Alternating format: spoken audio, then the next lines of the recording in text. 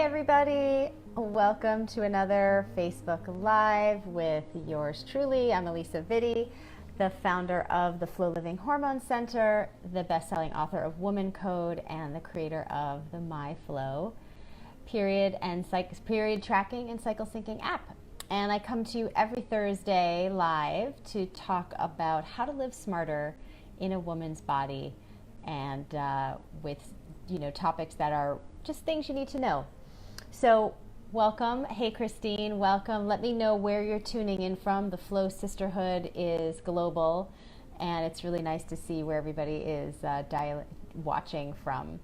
And sorry for the delay. I sometimes really have a hard time with this iPad, and it's really frustrating. I was trying to get it to be vertical, and for the past 10 minutes I've been trying to figure that out, so I finally gave up and I put it the other way, and then magically it just fixed itself. Anyway, I do my best. I do what I can. I was literally sitting here trying to get to you and it just didn't happen. So here I am,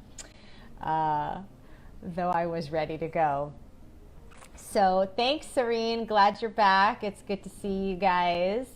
Some familiar faces and some new faces. And today we're going to be talking about a topic that I really wanted to give some concrete information around, because there's just so much confusion, as there is oftentimes with women's health and trying to navigate all the trends and research and dietary trends and things. So some of you were reading the caption. Yes, we're going to be talking about intermittent fasting and women, because we are not tiny men. No. We are unique hormonal creatures. Men are hormonal too, but they have their hormones and we have ours, and different diets and things affect us differently. So it's really important to navigate the research appropriately. And I wanted to absolutely clear up the confusion, because it is such a hot topic. So we should call this Hot Topics. It is such a hot topic, and everybody wants to try it because, it seems like such a good thing. Hey, Bonnie from Florida. So, all right. So let's just get right into it. Essentially what I'm going to cover is sort of like what you need to know. I'm going to cover what it is, how you would do it, and why you may want to reconsider this particular trend. So I want to just start off to say that the research that was done on intermittent fasting, just to be clear, I've said this many times, but I'll say it again for the record, has been done on men and postmenopausal women. So for the rest of us who are in our cycling years, right, the research has actually shown that intermittent fasting is contraindicated, essentially, not an optimal dietary mode for those of us in our reproductive hormonal years, and I'll kind of break that down. But I think that's just really clear, like right off the bat. That's at the highest level. If you don't get into all the little nitty-gritty details that I'm going to get into with you now, it's just not something that you should be doing if you still have your period. And that's just easy to remember. Now, there are ways that you can safely do some version of it, which I'll get into later. But as a whole, fasting of any kind, whether it's extended periods without food, or if it's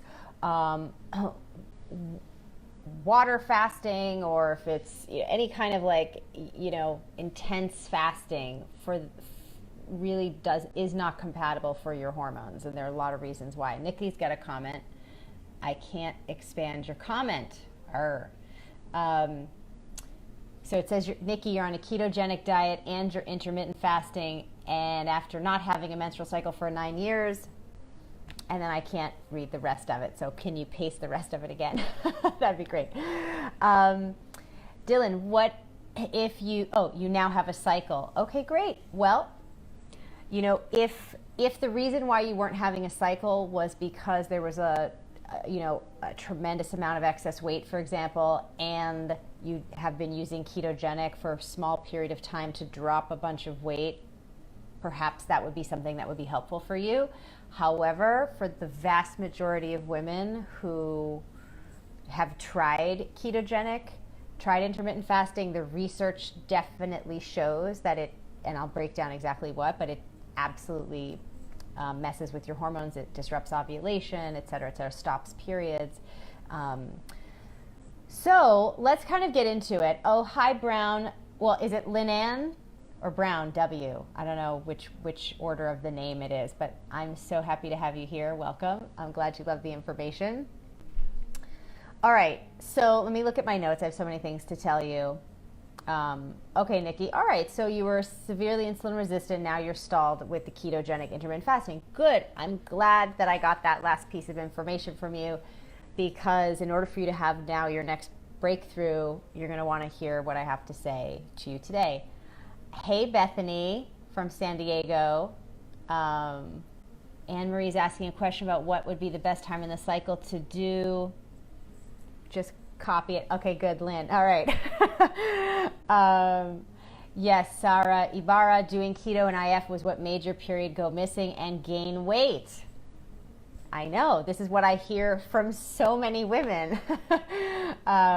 In fact, if any of you have ever done keto, or, I mean, we're not specifically talking about keto today, but if any of you have done intermittent fasting, or you've been on keto diets and you've been on like a Facebook group for keto diets, you'll see a lot of women just spontaneously asking questions about, I'm losing, people comment about losing their periods or having disruption in their periods and asking if this is normal. And it's not that it's common on the ketogenic and IVF protocol, but it's not good or normal. And Sabrina, thank you for bringing that up. Actually, that is a possibility for people, intermittent fasting, because of sort of the nature of it's a lot of restriction, especially if you do it in the extreme that it can be suggested. Absolutely, if you have a history of eating disorder, you can absolutely have that trigger that behavior again. And I think that for so many women who struggle with eating disorders, I totally didn't put that in my notes today, but I'm so glad you brought that up, because it's such a big problem for women, and I think that any sort of restrictive eating can feel like a trigger. So I think that that's not yet another reason to steer clear of it.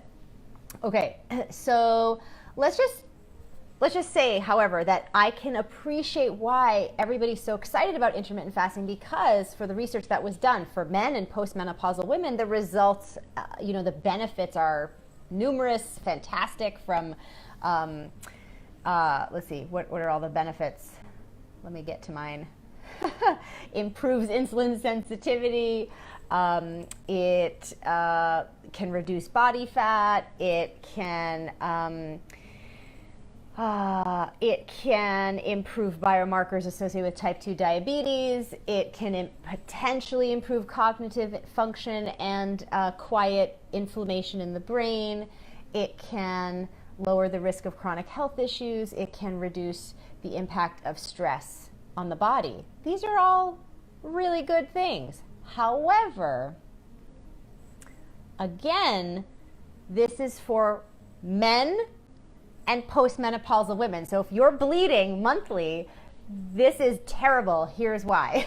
Because if you, essentially the long and short of it is, your metabolism and your reproductive systems are inextricably linked. And anytime there's a severe reduction or prolonged absence of calories, this sends powerful messages to the reproductive system that there is insufficient fuel to do the whole cyclical function.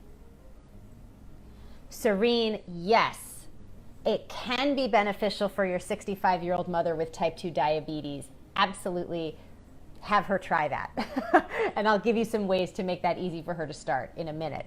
But for everybody else, it's going to disrupt your hormones pretty dramatically. So, again, this is just the big picture it really shuts off your fertility. And when I say fertility, I just mean the whole cyclical process, right? Ovulation, building up adequate lining of the uterus. It slows down when your body is malnourished. Essentially, it's going to slow down non-essential functions of the body, which are your cycle, your fertility, and your sex drive. These are non-essential. I talk about that in Woman Code. The most important function of your endocrine system is to safeguard transport of glucose to the brain, the heart, and the muscle tissue. So if you reduce glucose to such a point, or go extended periods of time without glucose going to the brain, the heart, and the muscle tissue, whenever you do give the body that glucose, there's not going to be any that's going to get fed into supporting the whole cycle as a whole, right? So that's really, really important. Animal studies actually prove this point really profoundly. So in a study, female rats who engaged in intermittent fasting for 3 months, 12 weeks, had smaller ovaries, measurably smaller ovaries as a whole. So think about what would cause a gland in your body to shrink, right? Reduced nutrition, reduced blood flow, right? So, and they experienced more insomnia than the male mice who were on the same IF process. And the research showed that these changes to the ovary size started within 2 weeks of adopting the intermittent fasting.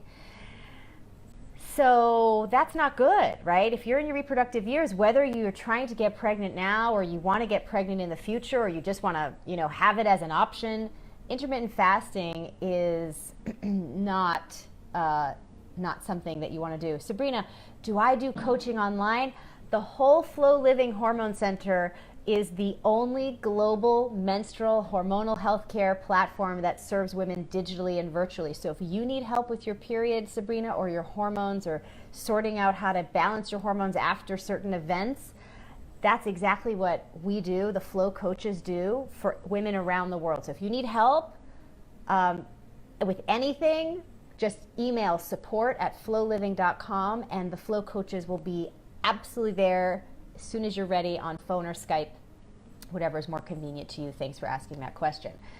Okay, so here's what intermittent fasting really can do for you in your reproductive years. We talked about what the benefits are for men and postmenopausal women. There are many. You're welcome, Sabrina. We talked about why at a highest level it's not good for you as a woman, but here's like the breakdown of what it can really do, okay? I've got like a long list.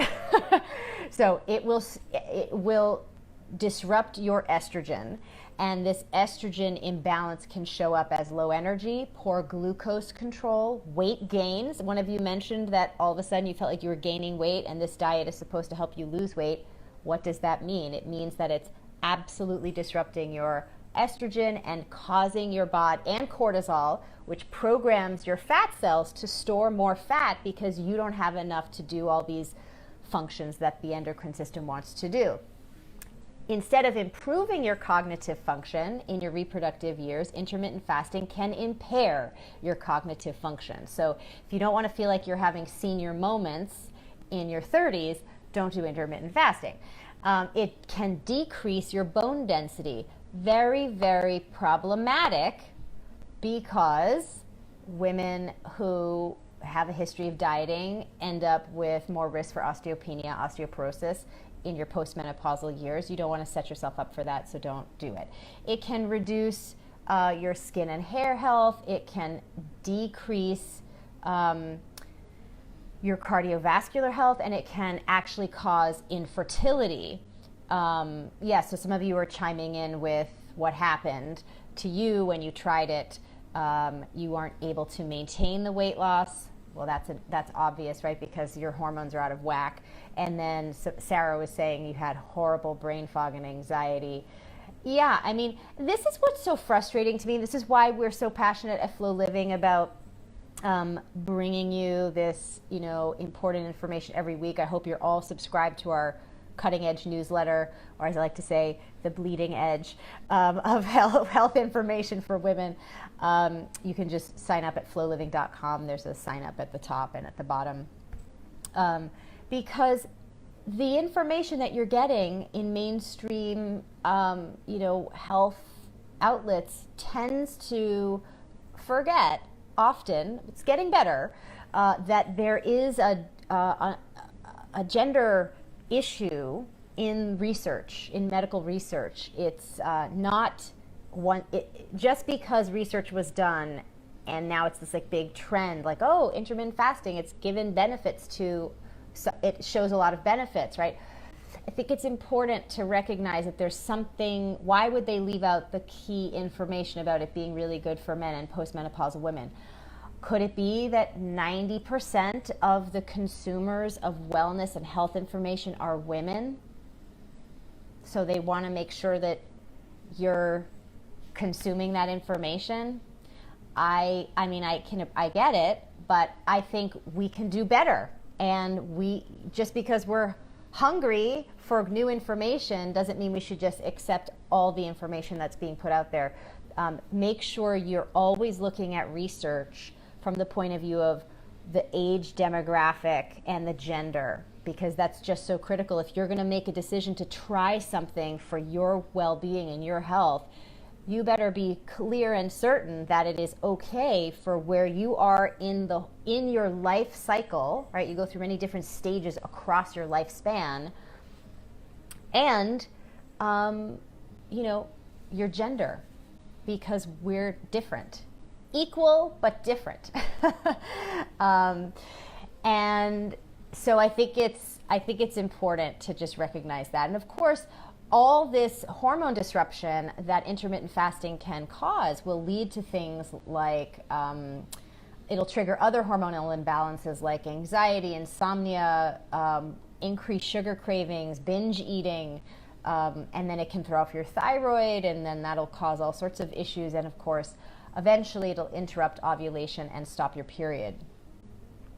So it's a lot of negative side effects for women in their reproductive years, and pretty much anyone I know who's reading the research carefully agrees with me that it's not a good thing for women to do in their 20s, 30s, and early 40s. So that's the thing that I want you to know. I would like to tell you a little bit about how you could do it in a safe way for those of you who are interested in some of the benefits, like autophagy, like improving your sensitivity to insulin, protecting the brain, etc. So here are a couple things that you want to keep in mind, some sort of like do's and don'ts, and do it in a really safe way. So the best, what I do, what I recommend, and really, this is safe to do your entire life, is you would just fast for the 12 hours between dinner and breakfast, right? Because your body needs to digest, and your hormones, and you need to rest, your liver needs to go into self-cleaning. Like, there's no reason to eat unless you're like breastfeeding in the middle of the night, and then there's plenty of reason to eat in the middle of the night. But other than that, so it's, and a lot, Vanessa, I'm gonna get to that in a second. Great point. I'm going to, between like, let's say 8 p.m., 7 p.m. and 7 a.m., 7:30 p.m., 7:30 a.m., don't eat. And you can do that every day, your entire life, and the benefits are enormous. You get all the benefits of intermittent fasting without any of the hormonal fallout that the other types of intermittent fasting that are excellent for men and excellent for postmenopausal women create in a woman's body in her reproductive years. So that's just easy to do, right? And the easiest, the lowest stress on the body to work with the 24-hour circadian cycle and your hormones over the course of the month. Very, very easy, highly recommended. Try it today, okay? That's the best. If you wanted to play with it a little bit more, let's say like Annalot, Vanessa, I'm not sure which is your first name, but they're so lovely. Danielle, yes, 7:30 to 7:30, you can do that. Everybody can do it. I do it, it's great. Yes, Sabrina, if you finish work late, you could do 8:30 p.m. to 8:30 a.m. That's fine. Pick your window. If you want to expand it, okay, thanks, Annalot. I wasn't sure which name to pick. They're both lovely. So if you, oh, Sabrina, do you work a night shift? Ooh, okay, that's very different. And when are you sleeping? I need to know when you're sleeping, Sabrina. That's a whole other thing. So let's talk about that in a second after you answer the question. So, okay, so if you're going to do extended fasting, right? You want to play with your intermittent fasting. You don't want to do your fasting on consecutive days. And then you're going to pick 2 to 3 non-consecutive days a week to do an extended fast. Do not, on any of those days, fast for more than 12 hours, because after 12 hours, you get all the negative hormonal cascade of events. So you can do it, okay, but like that. And then the other couple things are to consider where you are in your cycle, okay? So you can do the sort of dinner time to breakfast time fasting every time, pretty much throughout your cycle, although I would say that you might find a little bit of more of a struggle with that during the luteal phase, as long as if you're not eating adequately throughout the day. So I would definitely say don't do any additional fasting, during the second half of your cycle, okay? So that's really important. And yes, so for example, wait, let me scroll down. Dylan, so if let's say you do your 12-hour fast at night and you don't want to have a big meal before lunch, right? You could have, you're going to break the fast with something alkalinizing like a green juice, like you could just literally puree. I think Chris Carr has this in her cookbook, one of her great cookbooks on juices. She takes like 2 cups of like mixed baby greens, a cup of almond milk, and 2 pitted dates, and blends that up and calls it green milk. It's light on the digestion, alkalinizing. It's a great way to break the fast if you don't want to, and again, this would be in the first half of the cycle when eating raw things would be okay, and you want to extend your fast just a little bit.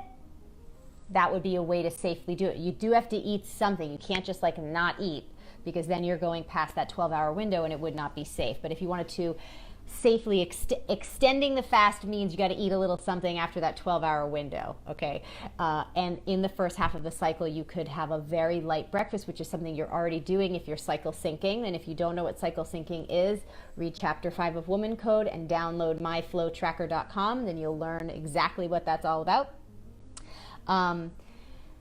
And that would be kind of how I would go about it. And then you could, again, have a lighter lunch, right? Introduce a good solid carbohydrate at the lunchtime meal, lots of greens, get your body's metabolism going, right?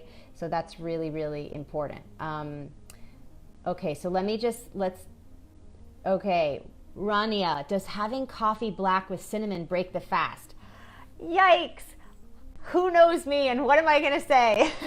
Rania, please read the blog, the 3 secret reasons every woman should know before she takes another sip of coffee. But caffeine, in my opinion, for the vast majority of women, is in their reproductive years. Again, very similar to intermittent fasting, does not give you all the benefits that the research shows, because that research was done not on women in their reproductive years, just like intermittent fasting. And because of all the genetic variations that I talk about in that very important blog, you can find it very easily if you just go to click on the blog on the Flow Living website.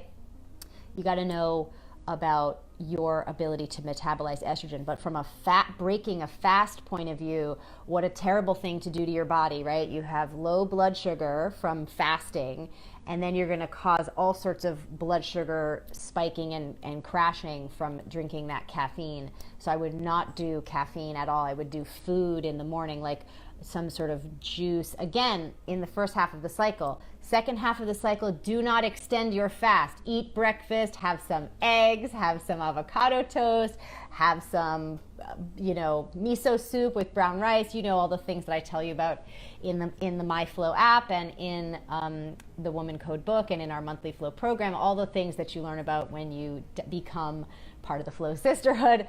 That's really, really important to eat in the morning the right way. Okay. So, yeah, no coffee, ladies. Yes, you guys are answering like, no, don't do it. Good. All right, so you guys must be listening and learning. I love it. Okay, so let me answer. Someone had a question. I think it was Sabrina about her work. Okay, here we go. You finish work at 7 p.m., you get home at 8, I feel like I have to do a math equation. Okay, you get home at 7 p.m., you get home at 8:30, then you're up at 5:30. Okay. All right, so you have a long work day. That's fine. Okay, I thought you were working overnight, like you were, I don't know, like nurses and doctors, sometimes they work the night shift. I would say if you're doing any so for you, Sabrina, you can definitely fast, if you wanted to. Well, I don't know. You'd have to think about it. Can you take a dinner break at work at 6 o'clock and have dinner? I don't know if that's a possibility, or 5:30. Can you do that? Can you eat for 30 minutes at work and then just get home and be done with eating? Because then by the time you wake up, at the latest, I would want you eating at 6:30 in the morning for you to have energy to start your day. So you would need to think about how you're going to do that fast. And if you can't do a full 12 hours with your schedule, don't. Because if it's causing you to feel fatigued, if it's triggering eating disorder behavior that you were talking about earlier, then just eat in the way that works for your schedule for right now. And at some point in the future, if you have a different schedule, then consider it. But don't put any additional stress on the body, because right now you need to get away from being triggered with your eating disorder. You need to address the fact that your schedule is very stressful, long, and taxing on your body, and you need to nourish yourself, not any deprivation. And the other thing I would say is, if anybody is working the night shift, nurses, all the people who do all this hard work in the middle of the night taking care of other people, do not intermittent fast, okay? Don't do it. Nourish yourself, feed yourself. That schedule is hard enough on the body and has negative effects on the body, as is well documented by the famous nurses study. So take good care of yourself. Don't worry about the intermittent fasting. When you retire, you can do all sorts of intermittent fasting when you're older and gain some benefits from that later on in life, but don't do it right now. Okay, hold on. I'm scrolling, getting to the... yes. Okay. How does this work for women doing keto? Erica, can you be more specific with your question? How does what work for women doing keto? Annalot, yes. So Annalot had a great point earlier in if you scroll up the comments, which I wanted to address, which is, if you are in this sort of transitional part of perimenopause, right? Perimenopause, we did a whole article about that last week on the blog, about navigating your hormones over 35. But from 35 to 50, you're 55, you go through two distinct stages of perimenopause, which is the phase of time leading up to your very last bleed, which is called menopause. And then after you have your very last bleed and you count 12 consecutive months without a bleed, you're then considered postmenopausal. So if you are in the second half of perimenopause and you want to do some light intermittent fasting, extending your fast a little bit more, lightening up, and you listen to your body and its needs, that is technically a very appropriate thing to do, because you're approaching the phase of life where it's safer to do it. So I think that's a great way. And as Annalot was saying, she combines that with continued cycle syncing so that she's only extending those fasts in the first half of her cycle and not in the second half, and that's fine. Okay, so Nikki, and there was another woman asking about keto. What I would want to encourage you to think about is looking at the cycle syncing diet and seeing how that might help you, in fact, gain more ground with your weight loss, since that's an issue, and also preserve and protect your hormones and your ovulation. So I would have you do a little bit more reading up on that. We actually have a great article on the blog about how do you navigate all these different diets and what do you need to know. So you guys are so smart. I'm just reading. Yeah.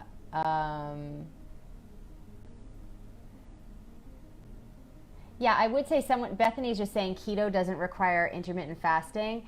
And I would say, yeah, if you're struggling with keto, don't add the intermittent fasting piece because it's only going to make things difficult. And a lot good for you. Yes. So, keep yourself healthy, keep it light on the intermittent fasting. Obviously, you're doing a great job listening to your body. And you're a great example of what I'm talking about, which is you can slow down the hormonal aging process by cycle syncing your diet, right? That's the only diet that is safe for women's hormones. It's one that responds to your hormonal needs each week in real time to your fluctuating hormones. And that's what's so beneficial about it, so protective about it. And that's the payoff. The payoff is that you can enjoy your cycling years, depending on your genetic predisposition. Your perimenopause can be easy well into your late 40s, early 50s, and you can have a very easy transition. It's not supposed to be this stressful, chaotic, symptomatic thing. Okay. All right. Okay, good. You guys are answering each other's questions. I love the community support. And for those of you who may not know, we have a whole community. It's sort of like a little bit under the radar for right now because we're just beta testing it out. But we do have several hundred women in a community called Flow 28, which is the cycle syncing community. So if you want to learn more about that and get on the wait list, you can just email us at support@flowliving.com and just put Flow 28 wait list in the subject line, and they'll make sure that you get on that. We give you more dietary support each week of your cycle, more recipes and workouts, and it's much more of a lifestyle for those of us who are just in the lifestyle of cycle syncing. But if you need to be actively healing a hormonal problem, that's what the Flow Living Hormone Center is for. The Flow coaches, the My Flow tracker, and the supplements are for everybody. So that's really the idea. Try to give you all the products and tools and support you need to navigate this crazy world that does not want your hormones to be balanced. But I do. I really do. Thank you, Janet. I'm so glad. Katrina, good question. We didn't talk about exercise. Thank you for bringing this question to the forefront because it's important. If you're intermittent fasting, when do you work out? I'm trying to see if I can expand your comment. No. I definitely don't recommend women exercise on a completely empty stomach in the morning. Again, you have low blood sugar. It's going to create the same negative hormonal cascade as intermittent fasting does, right? Because you're now taxing your adrenals, you're sending that cortisol, estrogen conversation into fat storage mode, which defeats the whole purpose.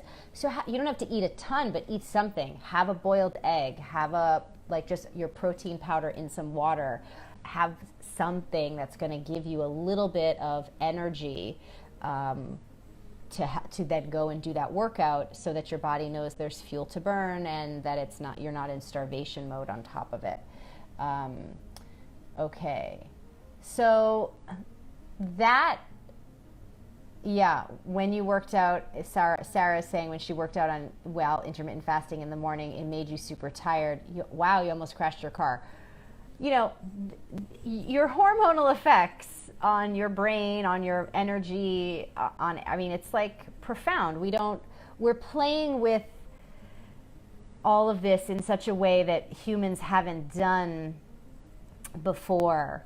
Yeah, Erica, so, and that's the reason why I think it's so important for us to be educated about who are these dietary trends and research appropriate for, who are they not. Yeah, cycle syncing, Erica, is, you know, in a way you're going to be doing some of the ketogenic stuff, but you're going to see that you'll have much more sustained energy. So I would encourage you to investigate it and learn a little bit more about it so that you can really see for yourself why it's so superior to any other dietary thing out there right now. Christine, should you have a carb before working out? You can. It's up to you if that works for you. Everybody's a little different. You know, so let me think. I went on it depends on the kind of workouts you're doing too. So what I do this morning, I went on a big walk for like 40 minutes in Central Park. And I had a piece of black rice bread with half an avocado on it. And you know, about a half an hour before that, I had a little bit of green juice. I'm ovulating, so this was my pre-workout ovulatory phase breakfast. And then I went for my big walk, and I felt so good. In fact, I didn't need to eat. It really worked with my metabolism, and I feel very sustained with my energy. So that's what I did today. But if I was going to do a high intensity interval workout, which I just didn't have the energy to do, even though that's phase appropriate from an exercise point of view, I would have probably opted for something like scrambled eggs, you know, for some protein, and then waited maybe a half an hour and then done my workout. So that's maybe how I would have gone about it in that sense. So it just really depends on your body and how it responds to different kinds of exercise. But for me, I notice with longer like workouts where I'm like walking or jogging or whatever I'm doing, I need a carb before I do that kind of a workout. Otherwise, my blood sugar will crash. If I am doing like a shorter, you know, 15 to 20 minute high intensity interval training kind of session, then I just need some protein, and will eat a carb after, and that feels really good. So that's how I would do it. And again, my intermittent fast is, you know, after dinner to breakfast, and that's great. Oh, Aaliyah, I'm so glad you are enjoying cycle syncing and you tried all the other diets and nothing sustained for the long term. That's exactly right. How could it be sustainable when your hormones keep changing? That's why these other diets don't work for you. Cycle syncing is so sustainable for that reason, and I'm so glad you feel that way. I know I do. It just feels good to give your body the kind of fuel it needs when you have different hormonal and metabolic, you know, demand. So whether you have, you know, hormonal problems like I did with PCOS or fibroids or cycle syncing is the tool, you know, outside of the flow protocol, which will help you heal from the hormonal imbalances that have created an issue with your period in the first place. And it's important not to skip those. You have to stabilize your blood sugar, step 1. You have to deal with the adrenal piece, step 2. And you absolutely have to deal with metabolizing estrogen and getting the microbiomes set up. Those are the first 3 steps. Once you do that triage, cleanup, the, you know, sort of like the emergency support, then you can move into the maintenance, which is cycle syncing. And that you can do all throughout your reproductive years. Aaliyah, how do I cycle sync when you travel? I mean, that just depends on the nature of your travel and if you're doing, you know, all sorts of overnight, you know, changing time zones. But I can maybe do another Facebook Live on that for you. Stephanie, what is cycle syncing? Will cycle syncing help with weight loss? You bet. I've lost 60 pounds twice, once when I was recovering from PCOS, and once again after I had my daughter. So, and I did that without dieting or restricting or over exercising. I am one of those people that really knows deeply, not just from my own experience personally and then working with so many women around the world, but also from the research, that the best way for a woman in her reproductive years to get the big long-term sustainable results is to work with her hormones, because they really make the magic with your metabolism. So don't eat for weight loss. Don't do it. Don't exercise for weight loss. Don't eat for weight loss. Exercise and eat to preserve your hormonal balance, and then weight loss will happen just the way that it's supposed to. You don't have to fight for that. You don't have to do this silly calories in, calories out, restricted eating, intermittent fasting, keto, paleo. None of it's sustainable. None of it is actually helping your hormones. The research wasn't actually indicating that this is appropriate for you in your reproductive years anyway. So do what is appropriate, which is cycle syncing your diet and your exercise. And that's going to give you the best results with your, most importantly, your hormonal health, your mood, your brain function, your energy levels, your metabolism, your weight.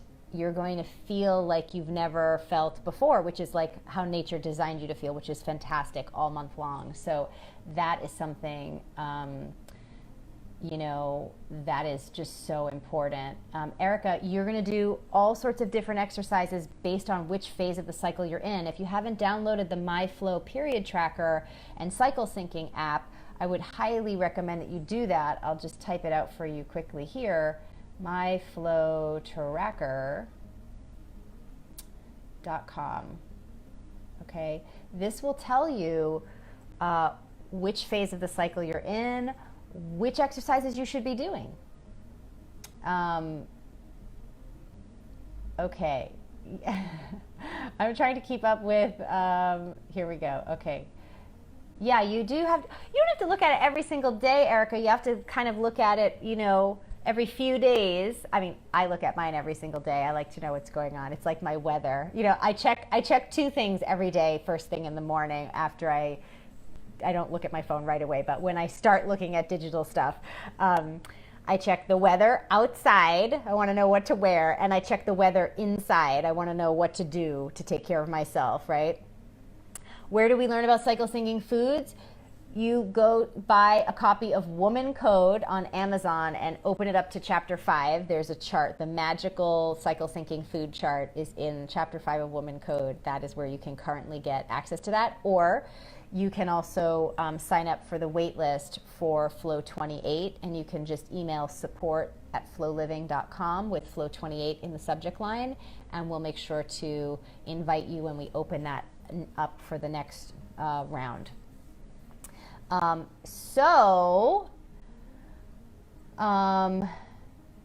Devora, yes, there have been we've been troubleshooting some of the issues with the app, and we are right now in testing mode for the major updated release. It is really, really exciting. We've updated a lot of the things that you have all been requesting over the past year or so. So we've been working hard, and we should have an update out for you ladies very soon. So thanks for hanging in with us with that. Erica, yeah, I know it's hard. It's so confusing, and you're only 21. Well, how genius are you? Can we give a round of applause for Erica, 21, learning about what to do with her body? I'm so happy to have you here. So good that you're starting, this. I mean, frankly, we should all be given this information at 13, but the fact that you've found your way to this at 21 is great. Just think about how much